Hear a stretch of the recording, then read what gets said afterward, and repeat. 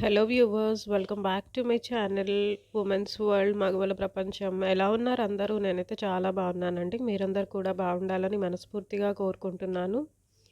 ఈ వీడియోలో మనము ఏ దేవుడికి బంతి పువ్వు అంటే ఇష్టం, అలాగే పూజలో బంతి పువ్వుల ప్రాముఖ్యత ఏంటో తెలుసుకుందాము. బంతిపూలు దాని దండలు దేవాలయాలలో లేదా పూజ సమయంలో వాడటం తరచుగా చూస్తూ ఉంటారు. అంతేకాదు, ఇంట్లో జరిగే ప్రతి శుభకార్యానికి బంతి పువ్వులతో చేసిన దండను తప్పనిసరిగా వాడుతూ ఉంటారు.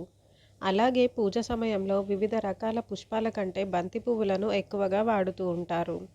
అసలు బంతి పువ్వులను ఎందుకు ప్రతి పూజలో ఉపయోగిస్తారని ఎప్పుడైనా ఆలోచించారా? పూజలో బంతిపూలకు ఉన్న ప్రాముఖ్యత ఏంటో ఇప్పుడు మనం తెలుసుకుందాం. హిందూ మతంలో ఒక్కో పుష్పం ఒక్కో ప్రాముఖ్యతను కలిగి ఉంటుంది. అదేవిధంగా బంతి పువ్వు కూడా ప్రత్యేక ప్రాముఖ్యతను కలిగి ఉంది.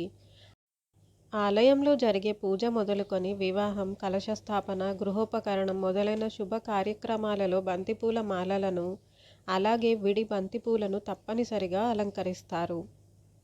దేవుడికి బంతిపూలు సమర్పించడం వల్ల జ్ఞానం, సంపదలు చేకూరుతాయని పండితులు చెబుతున్నారు. బంతి పువ్వులో ఉండే మరో ప్రాముఖ్యత ఏంటంటే ఇది మనిషి అహంకారాన్ని తగ్గిస్తుంది. ఒక వ్యక్తికి మంచి నాయకుని లక్షణాలను కలిగిస్తుంది. దీంతో పాటు ఇంట్లో శుభం జరిగేందుకు ఇంటి తలుపులకు, గుమ్మాలకు బంతి పువ్వుల దండను కడతారు. శ్రీ మహావిష్ణువుకు బంతిపూలు సమర్పించడం వల్ల సంతానం కలుగుతుందని పురాణాలు చెబుతున్నాయి. అలాగే గణపతి దేవునికి కూడా పూజలో బంతి పువ్వులను సమర్పిస్తారు. బంతి పువ్వులో ఉండే ప్రతి రేకులో దేవతలు నివసిస్తారని పండితులు చెబుతున్నారు. ఇక గురువారం శ్రీహరి విష్ణువుకు మర్రి చెట్టు పువ్వులు సమర్పించడం ద్వారా మీ కోరికలన్నీ నెరవేరుతాయి.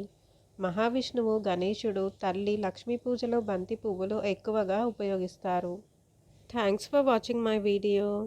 నా ఈ వీడియో కనుక మీకు నచ్చినట్టయితే తప్పకుండా లైక్ చేయండి, షేర్ చేయండి, కమెంట్ చేయండి. అలాగే మరిన్ని మంచి వీడియోస్ కోసం నా ఛానల్ను తప్పక సబ్స్క్రైబ్ చేయండి.